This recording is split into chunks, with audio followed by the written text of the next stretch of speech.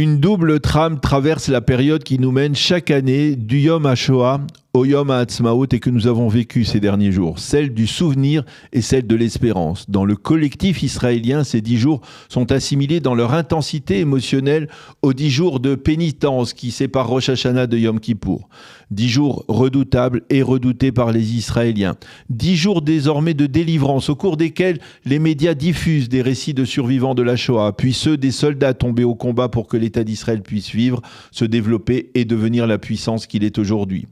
Et en aboutissement de cette période, les 2 journées hors normes, hors du temps, au cours desquelles les Israéliens pleurent à l'unisson avant de célébrer le miracle de l'existence d'Israël.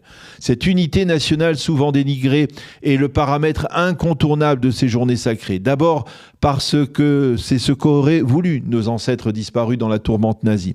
Ensuite parce que c'est aussi ce que réclament les soldats tombés au combat. Ni les uns ni les autres ne nous pardonneraient de continuer à attiser le feu de la discorde au sein de l'État d'Israël.